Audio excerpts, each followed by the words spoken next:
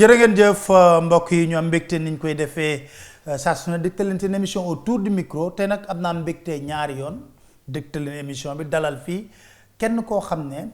ràññee nañ ko lool ci assemblée nationale moom fa taxawaay bu mucc ayib sénégalais yi nawloo taxawaayam boobu taxte dañuy wax ne député askan wala taxawal assemblée nationale kon bu taxawee taxawaay boobu wàcc na ak liñ ko sant ak askan bi muy Cheikh Abdou Mbacké Bara Dolly moom la ñu dalal tey jii ci émission autour du micro sëñ bi maa ngi lay nuyu jox la kàddu gi nga nuyu ñu seetaan. maa ngi lay fay bu baax Pape Alé di am mbégte bu baax jàkkaarloo ak yow di si am kontante di rafetlu aussi taxawaay bi nga xam yaa ngi koy taxaw ci wetu askan wi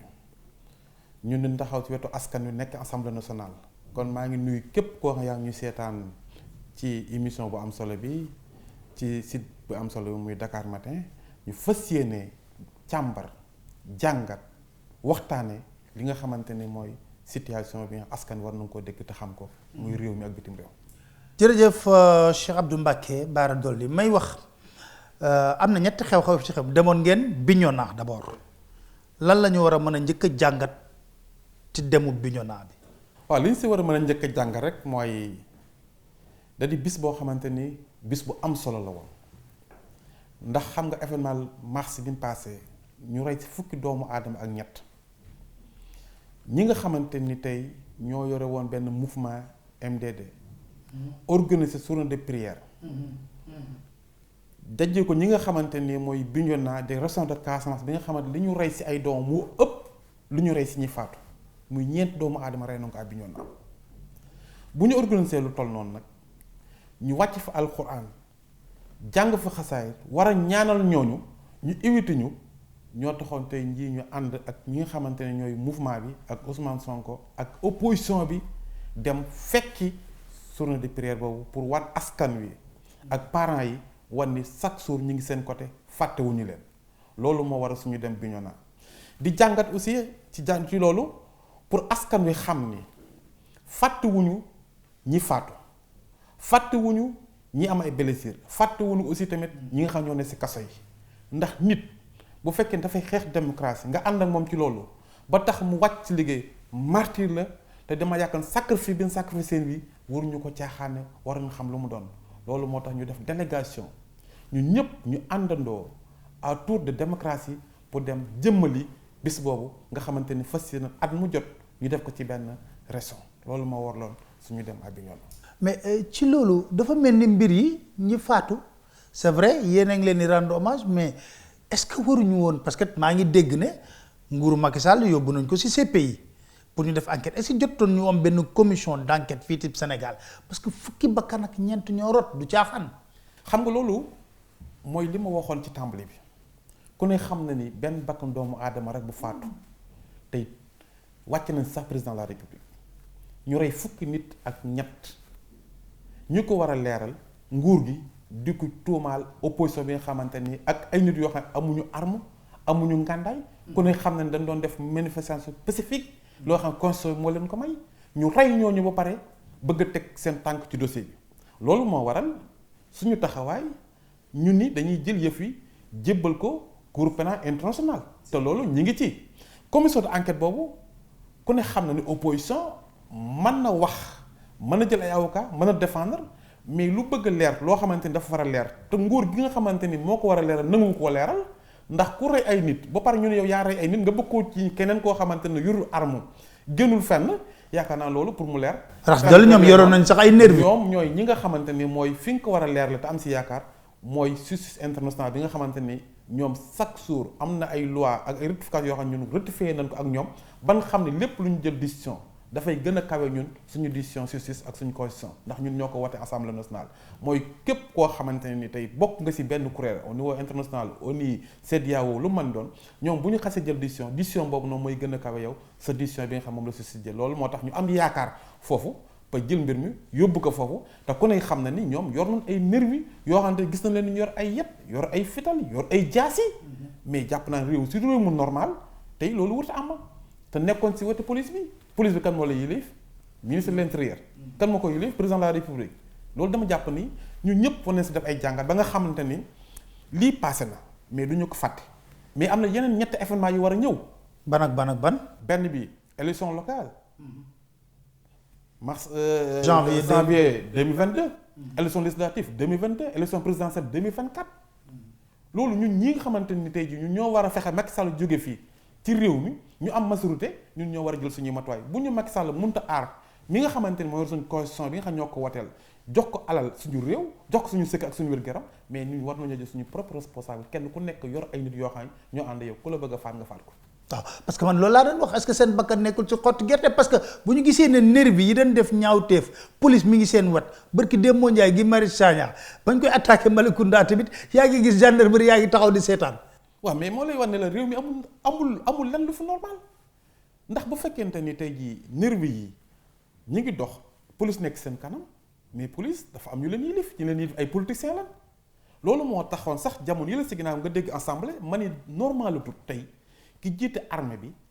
muy ministre des forces armées ak ki jiite maanaam police wóor ñu nekk ay politiciens yoo xamante ne dañuy politique nekk seen passe di jox ndigal ñoo xam ay takk der yoo xam ne dañoo ànd ak askan wi war a nekk si wetu askan wi ndax ñoom bu fekkente ne dañoo pare ñu ne képp koo xam jox na la service jox na la ordre da ngay jëfandikoo ordre yooyu noonu mais ordre fan lay jógee fa di si ñoom mais ordre politique rek moo mën a am loolu moo tax que affaire bi il faut ñu jéem a xool ay changement yoo xamante ni bu ñu yàlla mayee 2024 ki ñuy ànd ñu gagné réew mi yooyu yëpp dafay jóge ndax dafa jot aussi. beneen mbir bi xew après Bignona mooy manifestation sàmm jikko yi te mu wax ci wàllu góor jigéen jeeg ak mbir yooyu gëm nga ne loi bi dañ ko criminaliser parce que moom la nit ñi sàkku. waaw loolu maa ngi rafetlu taxawaayu mouvement boobu noonu di rafet taxawaayu kilifa diine yi. ñëpp ñoo xam ñëwoon nañ aussi ci manifestation bi man dama ci ànd 100% ndax dafa jot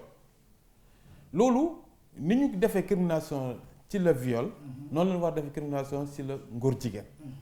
ndax dafa yàq loo xamante ni mooy jikko yi te gis na ni mi nga bëgg tasaaroo ndax lu ëpp juróom fanweer ak juróom-ñaari association ngóor jigéen am na Sénégal yoo xamante ni ministre de l'Intérieur autorisé na ko mais ñooñu fan lañ jëm ëllëg kon loolu dañ koy porter ñun en tant que député dañ si waxtaan ak waa mouvement bi ndax ñu amuñu sañ-sañ mouvement bi indi ko assemblée nationale ndax député moom la constitution bi may ak règlement intérieur pour mu def proposition de loi wala projet de loi président de la république état bi nguur gi def ko ñun bu ñu ko indee assemblée nationale ñun bu ñu ko joxee dañu ànd ak député yi nga xamante ni jàpp nañ ni waroon ko mën a porter en tant que diine en tant que démocratique pour ñu yóbbu ko assemblée nationale mais li ma siy wax rek mooy même bu ñu ko yóbbu assemblée nationale dañu def la ñu war def mais nguur gi parewul pour wote ko. lu tax nga wax loolu. lu tax ma wax ko mooy ku ne xam na ni nguuru Macky Sall ci constitution bi ci article 25 dagaloon na fi ngóor jigéen ndax bi mu demee ba lim am na ay droit yu mu jox ay nit yoo xamante ñeneen ñoo xamante ni du ñu góor du ñu jigéen. genre boo jëlee tey biir Sénégal à 40% ci biir Sénégal genre lañ ko jox genre mooy ñan moo tax bi ministre yi yëpp ñëwee assemblée nationale ci seen budget ma gis bu ñu joxee góor ni budget bi góor moom lii jigéen moom lii xale moom lii ñu ni genre moom li genre di moom mooy ëpp li ñeneen ñi moom. waaw nga ne leen genre góor la wala jigéen la. góor la wala jigéen la mais mënu si am benn tontu bu leer tey boo xoolee ministre de la femme et de la famille mais li mu am si bisu genre parce que ëpp na 5 milliards mais kan mooy genre kon moo lay wan ne la loolu. parewuñu ñoom pour def ko mais il faut que ñu pousse leen sénégalais yi xam ni am nañ ay volontaires te kilifa diine yëpp d'accord nañu ci juboo nañu ci ànd nañu ci nañu ko jox ñun député yi ñu dugal ko assemblée nationale incha allah dans la semaine prochaine pour que ñu jëm ko gaaw def procédure d'urgence pour ñu wote ko débat ngóor jigéen jeex ci réew mi mais ku ne xam na ni état Sénégal ci budget bi am na ay ndimbal yu muy jot yoo xamante ni ñiy dugal seen xaalis mais ñi ngi def coûte à coûte pour que ñu dugal ngóor jigéen ci li nga xamante ni mooy suñu constitution ak suñu loi te président de la république def na benn conférence Italie ñu laaj ko ci affaire ngóor jigéen mu ni ngóor jigéen am na sañ-sañ am na droit def manifestation ci dëkk bi mais loolu lan moo ko gën a garaaw Italie kon yaakaar naa loolu mooy wane ni validé na ngóor jigéen da ngay wax nii rek mais ci xol bi ak li ci biir mais ngoo wut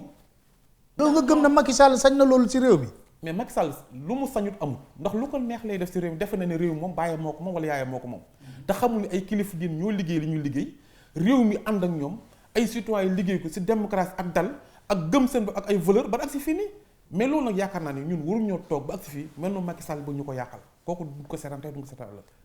yëg nga ne président dafa jënd avion bu bees man dama waaru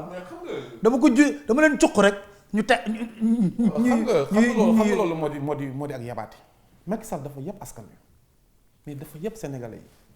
Macky Sall ñun suñu waajur bu muy liggéey ana waajuram pourquoi mu ñëw ñu jox ko président de la république jox ko lépp mu bëgg a jël lu ëpp loolu. avion présidentiel ku ne xam na ni ci bit si 2019 woote nañ si 2,5 milliards pour ay réparation avion bi fi Ablaye Wade bàyyi woon ana avion boobu lan mooy ndey muy jël ay xaalisu réew moo xamante ni tey jii suñu xaalis la di ko jënd avion bees pour que war koo ñëw di ko dawal pour maanaam moom lu ko neex kese ak njabootam pour confort mais Sénégal yi nga xamante ni ñi ngi dund loo xam ne kenn xamul noonu doon ñi ngi war a faju amuñu hôpital doy gerte gaa ngi ñu bay ko pare gerte gi yàqu si àll bi courant bu doy amuñu ko amuñu ndox robinet yaa ngi coupé guddeeg ngoon bëccëg tey ngay jël ay milliards di ko jëndi avion pour lan booy dem mën see dugg sa jabar dugg si say doom dugg si muy sa confort bopp sénégalais nekk ci ay tumuraanke mais nag bu ko sénégalais yi bàyyee mu jàll ma xam ne sénégalais yi ñoom ñoo ko def mais yii dañ ko war a xeex mu jóge fi. diggante Macky Sall ak sénégalais yi est-ce que wegante am na ci. mais amul wegante maanaam dafa am noonoo man mooy président de la république bi gën a noonoo ak population mooy président de la république bi gën a rey ay doomam ci mboolem président yi fi mas jaar Senghor Abdou Diouf ba si Ablaye Wade nguuru Macky Sall li fi faatu ci ay doomam yoo xamante ñoom ñoo leen rey moo ëpp fuuf li faat si yeneen nguur yi noonoo boobu am nag moom moo ko créé ndax mooy def loo xam ni ñi ko fal lam leen diggoon ak li ñuy def dañoo méngoowul ndax bu fekkee da nga ni woon boo ñëwee da nga jël parti jël patrie jiital ko avant parti la nga waxoon méngoowul nga noonu boo ñëwee da nga sàmm sa kaddu ak sa askan pour que yow sa mandat da nga ko wàññi def ko 5 ans pour démocratie mën a am ci réew mi la nga wax defoo ko nga ne woon boo ñëwee da nga fexe alal jëpp ñëpp mën see gis seen bopp la nga waxoon defoo ko ku ne xam na ne alal ji mi ngi nekk ci diggante fa mi fay sàll suuf si mi ngi nekk ci diggante fa mi fay sàll pétrole bi aussi noonu kon jàpp naa ne la mu waxoon bu méngoowut nit ñi seen xol day bon bu ko defee moom ñu jàpp ni moom dañ koo bañ fekk moom moo bañ Sénégal yi ko fal Macky moo bañ Sénégal yi ko fal. falinam boobu sax mais léegi mais ma dama gis tamit ne seen diggante ak Macky Sall lu ko neex lay def opposition bi faalewu leen wegu leen parce que yéen fii ngeen jéngu fii ne da ngeen di dem dialogue politique bi national bi ñu dem moom bon li mu àtte ne bon élection locale janvier 2022 pare na ci. waaw xam nga. dafa mel ni defu leen nawle en fait. xam nga Macky Sall amul ku mu def nawle ci réew mi pour moom moo gën ñëpp te dama koy fàttali ne ku jóge si pël ga ñëw si dëkku taax yi sax su war ngaa bàyyi pël gi nga jógee xam ne yàgg-yàgg da nga fay dellu Macky nag bàyyiwul xel loolu Macky bu bàyyi woon xel nii Sénégal li ñu ko war a jox nañ ko ko yow ki la jur sa baay garñee la woon sa yaay dafa daan jaay yor table ñu tànn la jox la réew nga jiite kilifa diine yépp ñu nekk ci réew jiite boroom xam-xam yépp jiite takk der yépp nga nekk ci kaw loolu war ngay sàmm di bàyyi xel xam ne yàlla delloo na la njukkal mais sa dommage bàyyiwul xel loolu moom defe na ni lii ko yàlla jox mérité wu ko moo tax muy dox li muy doxale faale wuñu parce que amul benn combat boo xamante ni Macky Sall mas na ko woote opposition bi woote ko ñu am si ndam lu dul si mois de mars mais depuis mars ba léegi nii mi ngi bàyyi xel opposition bi ndax population mooy opposition fi mu toll nii ndax opposition bi réellement mooy population bi ndax constitution bi aussi mooy population bi suñu réew suñu peuple ñoom ñoo ko moom bis boo xamante ni Macky Sall dem na ba nga xamante ni xam na ni fii leen mën a yem ak moom dañuy taxaw ni ko fii leen mën a yem ak moom xam na ni moom bi nga xamante ni tey événement mars bi am na mercredi à midi waroon naa quitté réew mi Macky Sall jeexaloon na Serigne Mountakha moo ko sowee te moom xam na loolu te ñun xam nañu loolu ndax armée bi bari sowee ci Serigne Mountakha bu fekkoonte ni tey waxutoon ñëw yónnewutoon si ñun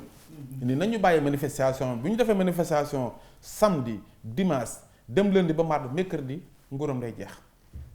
lii maa la ko wax tey. kon Serigne Mountakha dama ko sauvé. Serigne Mountakha moo ko sauvé Serigne Mountakha moo yónnee ci ñun wax ni manifestation yi ñu waroon def samedi ak dimanche nañu ko arrêté ko suuf te bari lu ñu xam loo xamante ni xamoon na heure bi Macky Sall war a quitté réew mi. nga ne. ñun xamoon na heure bi Macky Sall war a quitté réew mi. jógee réewum Sénégal. bàyyi nguur gi bu Serigne Mountakha yónnee wutoon Macky Sall day quitté xamoon na loolu lépp amoon na information yi mais Serigne Mountakha moo ko sauvé moo war na sant Serigne Mountakha mais li ma jaaxal moom xam na loolu ba pare mi ngi leen di tëkku di wax lu fi amoon dootu fi amataat. xam nga waxi ko ragal lay wax. Macky dafa tapet boo gisee Macky nga xam ne nekkatul xoolal Macky ma nekkoon muy wax di bajantu di fëgg ay dëndama yooyu mais siru bi moo jeex Macky boo xoolee poids bi mu amoon sax wàññiku na ndax pression bi dal ci kaw moo metti ndax fan jëm xam na ni du fa am jàmm du fa am ndam li ko si mën a sooy mooy dégg wax ndéggalul kilifa diine yi li mu jàpp lépp mu bàyyi ko def 2 mandats 24 février le 2024 mu quitté réew. yow foog nga ne Macky du lamb 3e mandat. Macky bu ràmbee 3e mandat du ko àggale baatu 3 ñi mu koo wax. waaw mais soo xoolee li muy doxalee lépp day nuroog day wut 3e mandat. xam nga Macky du def 3e mandat mais ñi mu ko wax man wax na sama benn xarit boo xam moom Macky moo ko wax ni ko mu du ma def 3e mandat mais mënu ma ko wax ndax ñi ma àndal. Macky moo ko wax sama xarit man kooku wax ma ko. mais lu tax mu ragal koo wax. parce que xam nga la moo ma jaaxal. xam nga la dafa tapet xam nga nit koo xamante yow jàpp nga ni yow li nga yor boo waxee noo def 3e mandat ñi ànd ak yii yëpp dañ lay wan ginnaaw. kon gëmuñu ko. gëmuñu ko mais ñi ànd ak gëmuñu ko ndax bu ñu ko gëmoon ñun du ñu contacter ci mois de mars bi événement yi pour que ñëw ànd seeg ñun ay ministre am. nga ne am na ministre u Macky Sall yi yoo xam ñu ngi si nguuru Macky Sall gi ci mois de mars contacté nañu pour ànd ak Ousmane Sonko. ndax jàpp na nguur gi day jeex te ñoom ñëpp dañoo dawoon seen kër yi muy député yi muy ministre yi. daan dem si hôtel yi ñëpp dañoo dawoon dem si hôtel yi. am na si ñoo xam ne man mii doon na ma ab ay kër fu dëkk may ne abulu ma leen xam nga moo lay wan ni la Macky xam na ni gëmuñu ko dañuy sàmm ñoom seen alal te xam na ni Macky mënut a am 3e mandat ndax Abdoulaye Wade moo ko ëppoon doole te amu ko woon te peuple bii nga xamante ni tey mooy le nouveau génération le nouveau type du Sénégal. xam nañ leen bëgg ak leen bañ gis nga ñoom. mais Macky dafa mel ni moom. bul sañ leen pour faatu pour Macky Sall bañ def 3e mandat te man mii di wax yow ci lay jëkk. kon 3e mandat mais du tax opposition bi na sax. non xam nga opposition bi ndasaxul mais chaque jour dafa am ay stratégie ndax dafa am ñu nekk suñu biir si opposition bi ñoo xam lu ñu def wala lu ñu nas ñu wax ko Macky Sall. ay nitu Macky Sall lañ. waaw am na si ndax bi ñu njëkkee programme am na lu ñu doon njëkk xalaat après 2019. tey Macky Sall dugg suñu biir tey ñu ko fekk. feeñ nañu. te moo tax ba ma waxee tàmbaloon wax naan am na ay deal yu tombale am na ñu ko doon weddi mais deal yooyu man xamoon naa day am. ndax Idriss Seck mii nga xamante ni tey moo ànd ak Macky Sall dem fekk nekk mburoog soow te man ma war a nekk maanaam kaani gi ko war a yàq. ndax maa ko mayoon li mu am Touba tey li mu amoon lépp dinaa ko nangu kon jàpp naa ni ñoom ñëpp xamoon na ni ak ñu nekkoon PDS muy ñoom Omar Sarr ñëpp nekkuloon fi Macky Sall. loolu moo warloon mun ñu woon. mais sant yàlla sax ba ñëw ñu demee. au moins mais am na ñeneen ñu des ñoo xam ñi ngi fi. ñi ngi ci biir opposition ñi ngi ci biir opposition bi. mais yéen xam nga leen. mais xam na leen moo tax que fi mu toll nii ñun bu ñuy def réunion dañuy filtré am na ñoo xamante ni ba tey ñi ngi ci biir ay nitu Macky Sall mu leen fa yebal moo tax waxtaan opposition pour mu jëm fenn dana xaw a jafe ndax li ñu dal 2017 bu ñu xefee dañu dal 2022 ndax 2017 kay ku ne xam na ni tey jii. opposition bu ñu àndoon ñooy am majorité assemblée nationale mais bi loolu amee Macky Sall dafa am ñu mu yebal ñu dem seeti ñenn ñi wax ne bu fexe leen ba loolu du am ñu dugg si biir yàq war na ni Ablaye Wade du jiitu ko li nga xam mooy liste bi te Ablaye Wade bu jiitu ko doon liste bi peut-être li mu am si dépp sax du ñu ko am mais c'est une jiite boo xam ne c'est un symbole la woon. symbole kese de résistance. ñu joxoon Khalifa Dakar ànd ak moom jox kee feelee mais ñu dem yàq loolu pour maanaam tas majorité boobu noonu xanaa xam nga bu 2017 amoon ba tey Karim Wade ñibbisi na si réew mi Khalifa Sall kenn du ko tëj ndax ñooy am seen majorité def cohabitation jéem a xool kan la ñuy tab président assemblée nationale jéem a xool kan mooy nekk premier ministre kon Macky Sall tey jii du indi loi boo xam ne dafay censé pour dindi poste premier ministre mais loolu nag ab jàngat la war a doon ci li nga xam mooy opposition bi avenir Karim Wade ak Khalifa Sall ci 2022 2024 bi nga xam moo war a ñëw pour présidentielle ci 2022 la man. mais jàpp nga ne Macky dina organiser législative 2022. mais bëgg ko ndax loolu moo tax. bëgg ko moo tax moom di local janvier à 2022.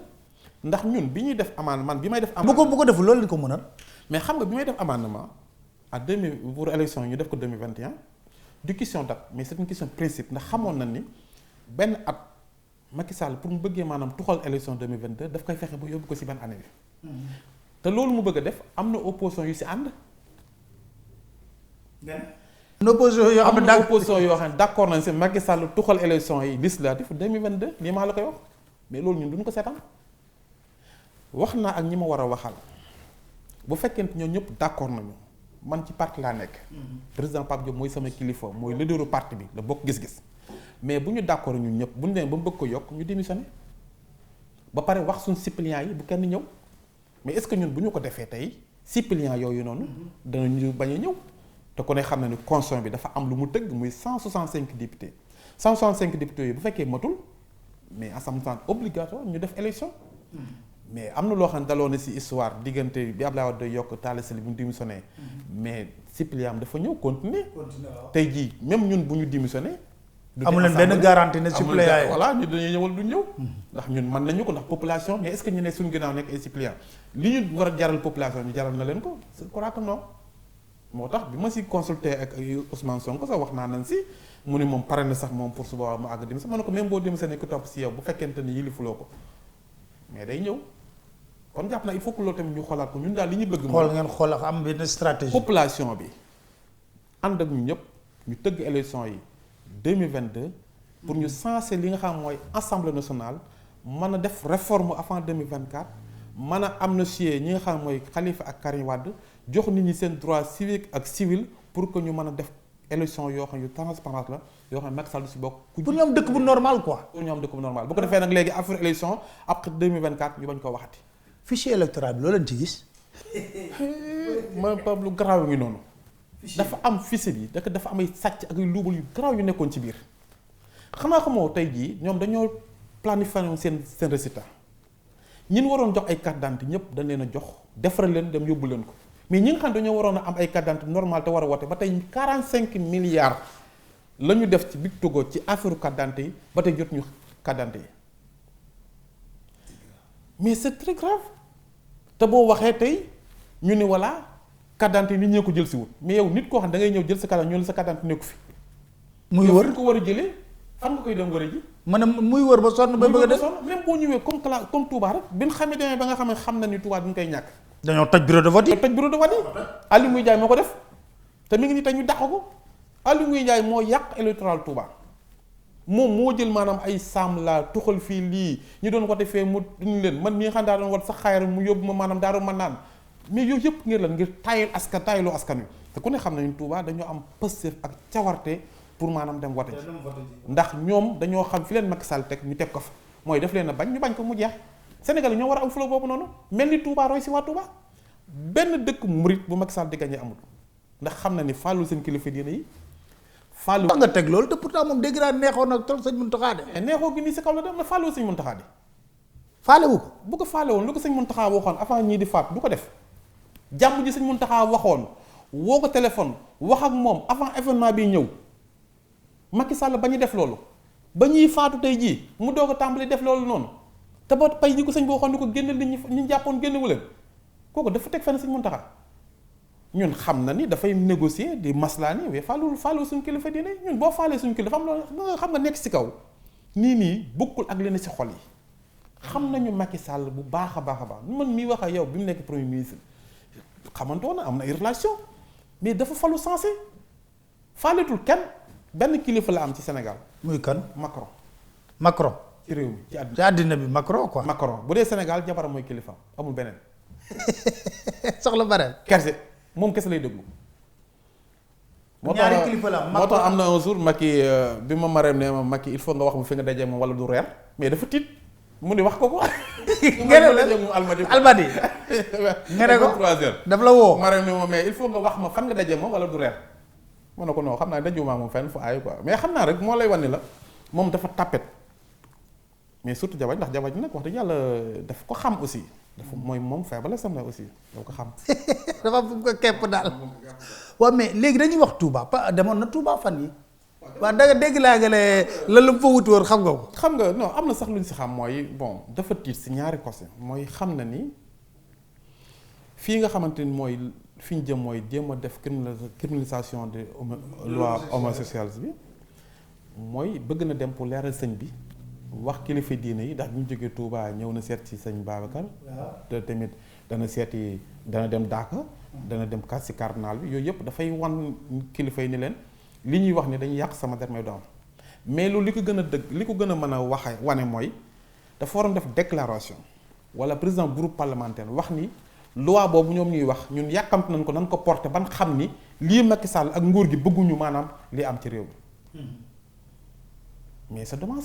mais bu leen demee rek mbëlëf fa leen toog seen kër yi wax ak ñoom la leen war a wax ba pare sant ay nitam ni leen maanaam bu loi bi ñëwee bu leen ko wote te député yi buñ pour déposer loi bi dana fa fanaan yenn fa maxe fa te loi bi sax duñ ko càmbar ndax ku ne xam na ni projet loi pour boo ko posé Assemblée nationale nga nekk opposition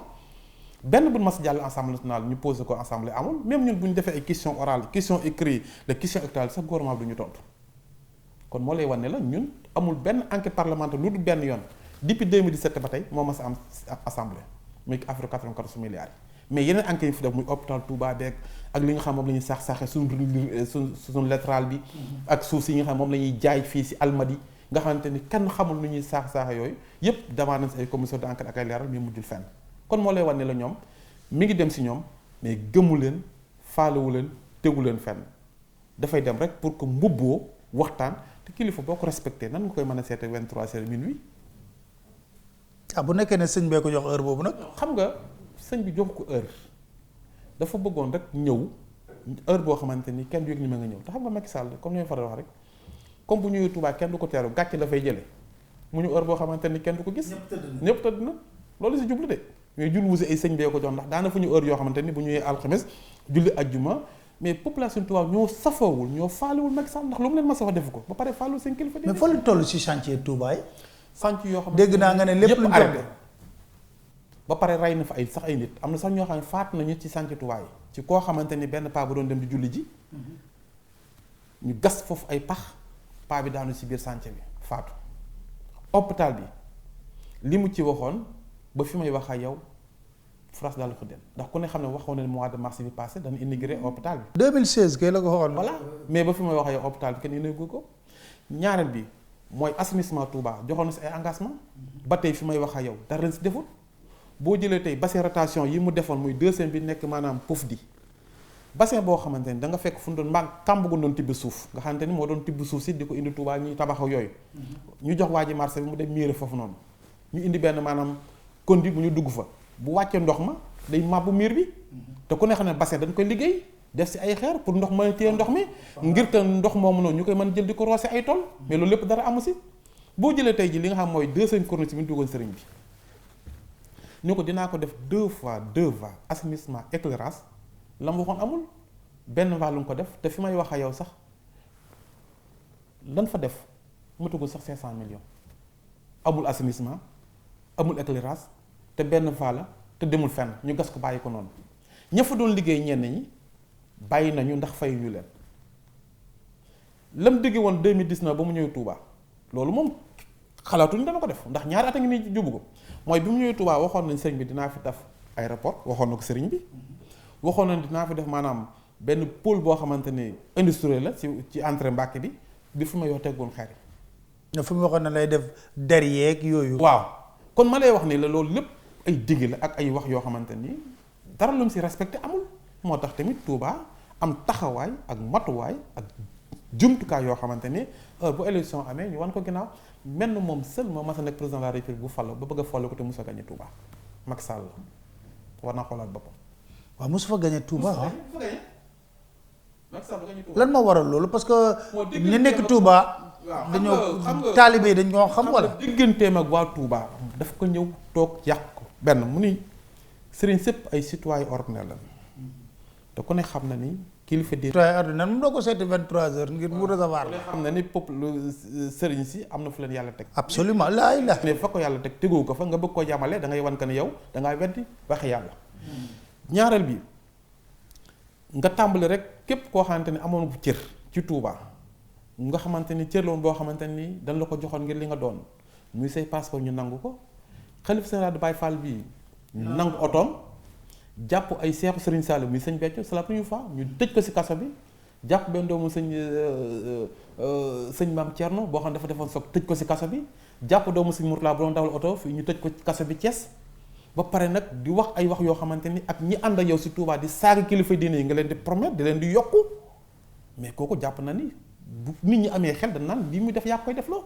loolu moo waral. songoon tamit homme d'affaires Mouride yi tamit. mais xanaa xamoon Macky Sall bi mu toogee képp ku nekkoon milliardaire Mouride daane na la milliardaire Mouride yi nga xamante ni taalibe Sëñ Touba la doon def si jumaay Sëñ Touba di def si liggéeyu Sëñ Touba Macky Sall daf leen a daane xoolal Cheikh Amar xoolal Serigne Mboup xoolal Moussa Amdi Yacine ñoom ñëpp tey ji li amoon doon ko liggéeyee di jàppale Mouride yi Macky nangu na ko oto yi ñu war a Cheikh Amar sax mënuñu koo fay ak tracteur yi ba pare di ko topp Serigne Mboup gis nga noonu oto yi mu joxoon communes yi yeeg Serigne si nga xamante ne Abdoulaye Wade moo leen waxoon nan ko jox ay oto kilifa yooyu yëpp bi Macky Sall ñoo dañ leen du ko fay xoolal Moussa Amdi Yacine mi nga xam ne moo doon liggéey maanaam daari maam jaar yi ak barabu maam jaara bu bi ñun ñëpp tey jii daan na leen jéem a wut nag ay milliardaires boppam yoo xamante ni tey ay mbokkam la ñu doon ñu yor suuf si caaxate ak ay mbokkam yoo xamante ni kenn xamul lu ñu doon kon moo lay wan ni la rek Macky moom dafa toog en googu nag dañ koy bàyyi ak yàlla ak Serigne Touba te xam ne Serigne Touba ku ko bañ ku nekk day génn xolu askan wi ci yow loolu moo tax askan wi bëgguñu Macky Sall. waaw léegi nag am na visite bu Ousmane Sonko defoon Touba mu jur coow loolu ban jàngat nga ci def. xam nga loolu communication la boo xamante nit ñi ñooy manipuler xam nga Ousmane Sonko dinaa leeral tut loo xam ni il faut nit ñi xabaay bi xel mooy Ousmane Sonko man bokkuma moom parti. absolument boo ko gis-gis bu Pape Diop nga président Pape Diop. Ousmane Sonko sama xarit la sama collègue député 2017 ñoo tase assemblée nationale. ma gis ci assemblée taxawaay bi mu am. nga bu mel noonu la am. ñu bokk di xeex. di défendre ci kanam population bi. mu ñëw wut si ma wax ma ne ma lii ngay défendre ma di ko défendre dama bëgg nga nekk sa xarit ñu xaritoo man ak moom. ñu am lu ñu séq mu di ay voleur. heure bu ma xewle événement mu déplacé wu ñëw fekk ma fi ma war a fi ma xewle muy duyool yi. bu ñu toogee ñaari fa ñett guddi gu jot mu dawal otoom ndànk ñëw sama kër ñu waxtaan kooku xarit la mais du kurum parti loolu moo waral bi mu xewlee heure bu xewlee. nga fekk ji ko fay ko bor bi. maanaam damay invité du invité parti. ndax mbiru événement bi mu ñëwee ku ne xam ne sama taxawaay bi ma si taxaw ci communication ak population bi nekk ci wetam jàppale ko mais loolu bi nga xamante ni pare na xam na ñu ko jàppale ak ñu ko jàppalewul doful bi nga xam ne ngi seeti parti mais sollicité na président Pape Diop ne ko dama lay seet si li tax recevoir ko nag kooku xaw ma bi mu ne dama lay seet si ma ne ko bu fekkee parti ngay seeti man bu ma seeti ndax man parti am na kilifa bu dee sama xarit sama diggante yow en tant que Cheikh Abdou Bara Dolly honorable député ngay député ni nga doon ñëwee sama kër Bougane di ko ñëwee sama kër am ñeneen ñu ñëw sama kër da nga ñëw sama kër mais doo andi presse xam nga loolu am na démb li am bi ñoo na tamit pour mu leer mooy daf ma invité mais iwutul parti bi ma invité damay dem ndax ñoo xam dañoo faatu ñu leen di wàccee di leen ñaanal may kilifa diina am lu ma sëñ Mountakha wax ni ma fa nga nekk man nga fa nekkal lépp luy baax lu nekk maanaam tan wax ko fa wala ngi war ko faa def ko boo ñëwee nga rendre ma compte mu di bisu mercredi boo xam ne bi ma koy wax sama kilifaa ngi toog mu sant ma gërëm ma sama taxaw ak sama pëstéef kooku fu ñuy woote jàmm ak lu baax dinaa fa dem wujji moo tax bi ma wujjee ñu invité Mame Diarra Fam invité Aïda Mbodj invité ñoom Cheikh Gueye ak Barthélémy mooy kuréel bi nga xamante ni jàpp nañ ni tey ay avenir lu xale Sénégal la te ndaw ñi am si ñoom yaakaar ñu ñëpp ñu àndoo dem fekki sargal ko ci loolu jël avion dem loolu moo waral suñu dem li nga xamante ne moom nga tontu loolu la moom ngay wax ci Ousmane Sonko ak Touba xam nga sëñ Mountakha ñëpp la jaboote te dafa am yërmande ci askan bi moo tax bi nga xam ne jox na ndigal opposition bi muy mouvement MDD ak opposition bi ñu jëfandikoo ndigal boobu ci sensé daf si am mbégte ndax daf leen wax ni ki leen di ñaan bu leen jàpp ni mooy xalif général des mourides da ngeen di xam ni ki leen di ñaan Mountakha Mbacké la seen mbokkum jullit di seen mbokkum citoyen ñun bi mu waxee loolu suñu yaram dafa daw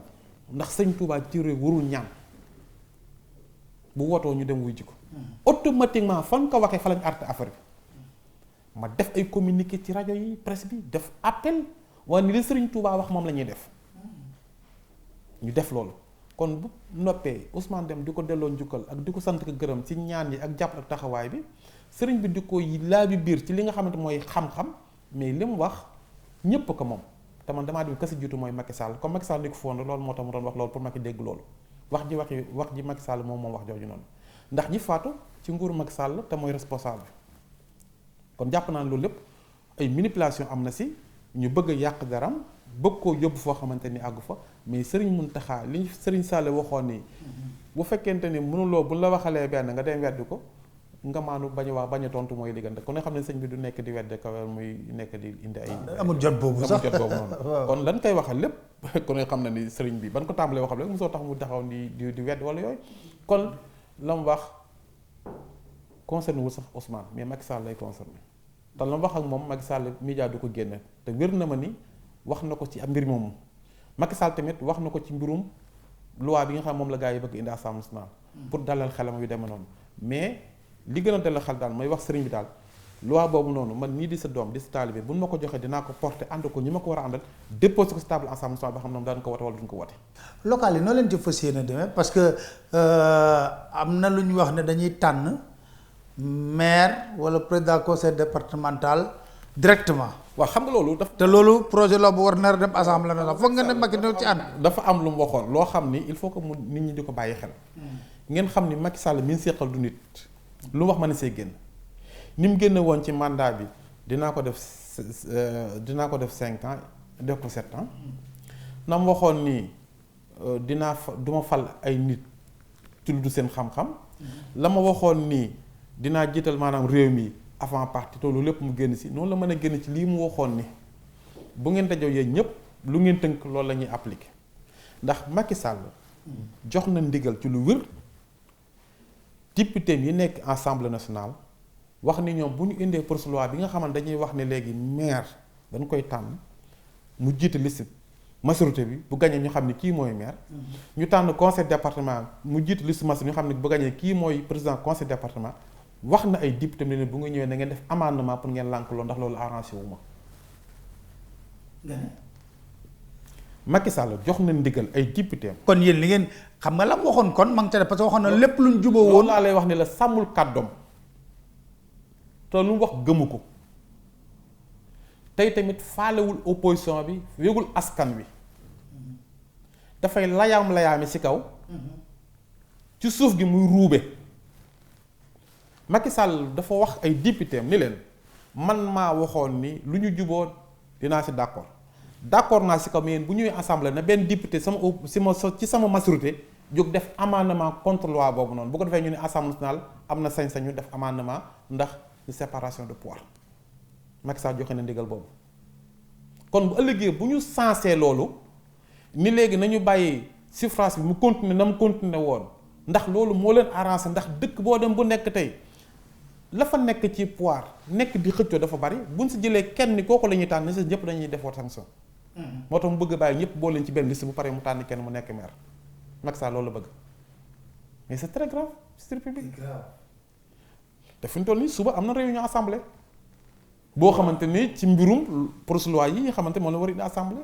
muy su loi de finances rectificative bi nga xamante ni tey ku ne xam na ni xaalisu réew mi amul sax nañ lépp. réew mi kat am na xaalis. am na xaalis. ñu ngi jënd avion bu bees. avion boobu noonu muy jënd xaalis boobu noonu Macky Sall moo ko jël xam nga moo ne réew mi amul xaalis mooy réew mi amul xaalis bu askan yu mën a dunde mais réew mi bari na ay bor yoo xamante ne Macky Sall moo ko lepp ngir ay soxlaay boppam tey procès yu mag yi ñu defoon yëpp ñu wote woon ko ci bis assemblée nationale bii passé muy 2021 mais ku ne xam ne procès yëpp Macky Sall annulé na ko. tey am na benn procès bu ngand bu ñu waroon def ci affaire maanaam le même va de Gorée. milliards yi ñu si waroon def Macky Sall dindi na ko bàyyi na procès bi ñu war a jël xaalis boobu dugal ko feneen 72 milliards. mais avec ça nag nga bëgg a taxaw na dana la bàyyi baal say bor. mooy loolu mooy ñàkk jom gis nga ku am jom am ngor am valeur doo leb ba pare lekk xaalis bi dugaloo ko fu baax wax taxaw naan baal leen ma loolu ñàkk jom laa ko tudde mooy nañu bàyyi moom comme leb na jéem a fay bor yi mu leb bu ko mënul kenn ku fi ñëw jéem a xool noo ko defee Macky Sall bul fàtte ni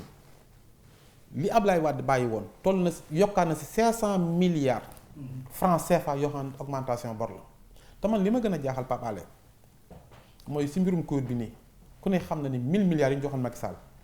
Assemblée nationale wote nañ pour maanaam def ko ay loi te jotuñu rapport bi nga xamante mooy commission bi demoon doon càmbari loolu jaaxal na la xanaa. waaw force Covid xaw ma la force Covid bi. mais kooku sa force Covid dina déglu parce que goro bi la aussi. waaw mais xam nga. Mansour Faye nee na Mansour Faye nee na du wuyu OFNAC. du wuyu. OFNAC même bu fekkente ni ñoom même Mansour Faye ku ne xam na ni kenn xamul lu mu doxale muy mbirum transport ceeb bi la ma waxoon ay kit am na kit yoo xamante ni amul ba fi may wax yow matut am na ñoo xam jotagun bi loolu jàllee milliards yi ñu jox ministre de la santé ku ne xam na ni kenn gisu ko ndax tey jii ñi nga xam ñoo doon liggéey ci force Covid bi yëpp ak ñi nga xam ñoo nekkoon ci hôpital yi tey ñu si bari ñu ngi doon grève boo jëlee ministre Moustapha Diop milliards yi ñu ko joxoon mooy day liggéey ay masque ana masque yooyu noonu boo jëlee ministre Dame Diop ana ñu kon jàpp naa ni loolu lépp dañ ko waroon def ay enquête parlementaire ministère par ministère leen la jox mais ministre des finances mi nga xamante ni kenn xamul lu mu doon ndax ministère la boo xam ne bi fi Amadou Ba jógee ba léegi pour man ministère dañ ko war a tas ndax amul njariñ askan kooku ñëw assemblée ni léegi dama bëgg ngeen wote ko yéen ñëpp wane ne milliards yi ñu joxe woon jaar na yoon mais ñu ne ko kenn du ko wote yow bala ngaa laaj wax milliards jaar na yoon mais président dafa defoon décret am ñu fal muy général wax ni na dem xool li nga xamante ni mooy général Ndiaye mais ko général lu pareegu rapport am lan nga tax ngeen di yàkkamtu ñu ne waa pareegu rapport mais mënuñu ko xaar mais xool yooyu tàppale mënuñu ko xaar loolu lañ leen tontu loolu la ñu tontu nga xamante ni benn député boo xam am nga rapport François Ndiaye amuñu rapport bi xamuñu lan moo xew te wote nañ ko ba pare ay député loolu ndax jaar na yoon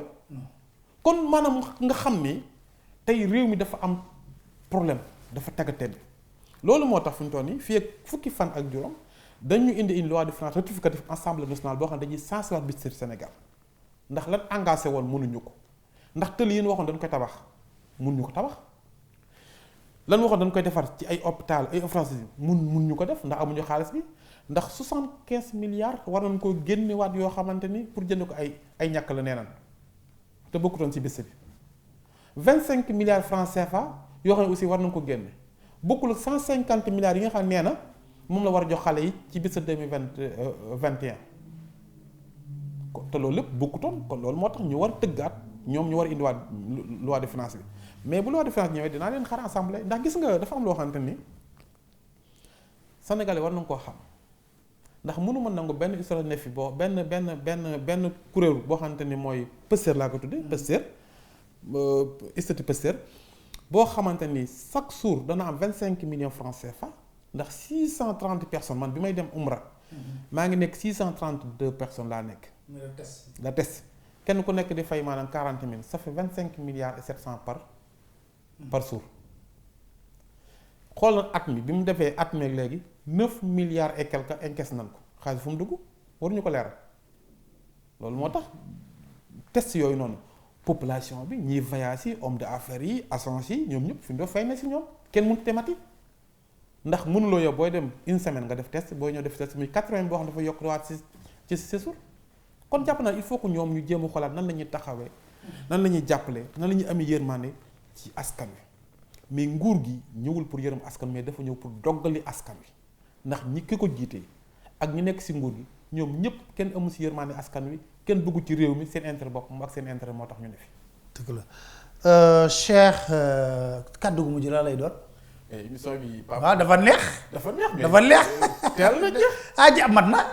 benn waxtu bi mat na dafa neex. mais en tout cas liñ ci waroon a gën a développé sax lu bare bari. ayca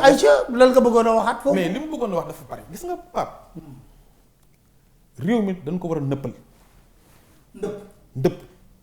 baa doo wut béy bu la. béy bu ñuul ngay wut ndax li tax mooy ñii fi nekk il faut que ñu sens seen mentalité yi. raas ko ndax dañoo dof. xam nga la daana wax ko am alal ak nguur da ngay dof ñoo xam juddoo woon si xamuñu ko seen waajur yi amuñu woon dara tey jii ñu yor ay milliards. mais man dama foog ne ñooñu genre nit yooyu ñoo war a ëpp yërmande. ñooñu tey jii si yoon ñoo war a ëpp yërmande waaye ñoom ñoo yor nguur gi tey da ngay imaginer nguur gi ñi nga xam ne reggoon nañ si. mais wala fi dañuy wax ne baadoolo du jub gàcce te du ci yegg. gàcce googu nag mooy dem ba dugg si. da ngay xool nguur gi ni muy doxale nga xamante ni ñii pare woon pour soutenir seen population. Elogam xamadi faalewuñu kenn respecté askan wi du ñu wuyu téléphone du ñu recevoir kenn dimbalewuñu njiitu réew mi dimbalu population ko ku ñuy dimbali seen bopp jël milliard di ko denc jël suñ suuf si caaxatee ko. te man su ma déggee ne ay 250 millions yu ñu sàcc ci kër daf may jaaxal. dama ni li ñu dugal si kaaw yi laa la wax si biir kër yi si ay kaaw mais kooku xam naa ne ñun bu ñu jotee réew moom li ñuy njëkk a def mooy dañuy. dajji kër yooyu. non dañuy séquestrer dañuy joxe maanaam ordre ñu séquestrer kër yi ñu dugal ba yabal fa ay nit ñu dajji kër yooyu noonu ndax am na ay kaaw yoo xam ne si biir kër la koy def mais c'est très grave ay coffre-fort yoo xam ne kenn xamul lu doon ay milliards la gars yi encaissé population du souffrir tey xoolal tey problème mu ndox ba dee mën a am ci dëkk bi am ñoo xam ne dañ leen di couper ndox xoolal courant bu seer bi xoolal dund gi kenn xamul tey nu mu doon xoolal tey transport xoolal tey ji transfert yi mbirum douane kenn dugalu tut yépp yokk nañ ko ba pare li ma gën a naqari mooy réew mi immigré yi bokkuñu ci réew mi waaw li ñuy dugal ci ay milliards kenn xamul nu mu toll. te pap li ñu am ko néew muy seen oto yi war a ñëw bu ñëwee dañuy fayu seer ba pare bu ñëwee ñu wàññi seen at mi dafa dugg ba dañuy obligé muudu bi ñuy ñëw dañuy indi oto dem yóbbu ko Gambie wala Guinée Bissau dédduwaañe ko fa miite ko fa ñoom passe awa ñëw di ko dawal ci réew mi loolu du pertement. ñooñu encaisse dédouanement bi ñooy encaisse assurance bi. bu ñëwee nag war a def fii weer nguuru Sénégal ni leen du ma leen may weer fukki fan juróom laa leen maa def loolu moo waral jabar yu si baree bari jabar yu muudu yu si baree bari nga gis ñu doxal neneen ndax seen jëkkër yi war a ñëw am fi weer pour satisfaire leen gis seen njaboot nguuru Sénégal moo leen di xañ loolu xañ leen seen bànneex seen diggante seen population maanaam seenu njaboot ak seen i waajur ni leen léegi bu nga ñëwee passe awa bu ma leen may fukki fan ak juróom ngeen am sañ-sañ ñu def ko sama réew yow sa réew bopp yow mais loolu waruñu ko seetaan waruñu seetaan li nga xamante ni mooy milliards yi ñu dugal ci réew mi te mun ñu am ay financement waruñu ko seetaan waruñu seetaan seen xaalis bi nga xam moom la ñuy liggéey état yi nga xamante na mu toll ci muudu ya fa nekk ay centaines de milliards la ñuy liggéey te seen retraite kenn mënu leen ko jox waruñu seetaan loolu ba tax maa ngi doon wax ministre bi ñu def convention boo xamante ne état yi ku fa liggéey retraite boo ñibbi Sénégal ñu la koy biireel muy IMSI waruñu xool loolu mais li ñu war a xool si réew bari na may wax nag ay consulat Milan yi di jël seen doom yi di ko tudde Macky Sall wala bañ a jàppale réew mi dafa am yoo xamante ni il faut ñu arrêté ko. consulat yeeg yooyu yëpp soo gisee seen. mbokk lañ seen politique seen i mbokk lañ fa fal mais mën nga gis consulat boo xam dafa am nationalité réew moom dëkk ñu koy nommé consul général loolu war na am nationalité réew moom dëkk ñu koy nommé consul général te loolu waa bi da loolu bi doon maalut suñu ministre affaires étrangères bi nga xam ne dafay layaame kenn xamul lu muy def kenn xamul lu mu bëgg kenn xamul lu mu man depuis Amadou Ba ne fa ba léegi ministre affaires étrangères dafa jaxasoo jóge fa ba léegi nii mais loolu waruñu ko seetaan mais il faut que ñu jox place qu'il faut l'homme qu'il faut loolu mooy tax réew maanaam Macky Sall na dàq ministère yi ker yi benn. mais dégg naa mi ngi waaj a def remaniement de contacté wul ñëpp la war a dàq ñoom ñëpp la war a dàq wut ñeneen ñoo xam du ñu ay politiciens ñoo xam ne askan wi lan ñoo xam am nañ xam-xam ñu jàppale ko si li ko fi des si ñetti at mu defar dara au moins dem bàyyi ñu fi mais bu ko deful ëllëgi si biir réew mi dana ko suuxal ndax daf ko bëgg a yàq ba pare doog fay dem bàyyi ko fi li nga gis nii yépp mu koy def nii découpage bonhomme bi muy def ngir politique yàq gi mu bëgg a yàq réew mi ak yàq gi mu yàq jikko yi dafa xam ne day dem te bëgg réew mi am jàmm mu bëgg a jaxase njaboot gi bëgg a jaxase askan bëgg a jaxase sénégalais nit ñi faatu mu dem yoonam loolu la bëgg mais maa ngi koy alerte li amoon mars lu ko raw dana fi am 2024 bu Macky Sall posé candidat maa ngi sant askan yëpp. ñu ngi koy xaar Cheikh Abdou Mbacké Bara Dolly maa ngi lay sant bu baax a baax. si ñëw bi nga ñëwoon tey jii ci émission autour du micro am nañu mbégte parce que li ñu yaakaaroon ci émission bi mooy wax dëgg ci réew mi di sant di gërëm ñëpp di leen dig daje ci beneen émission autour du micro incha allah.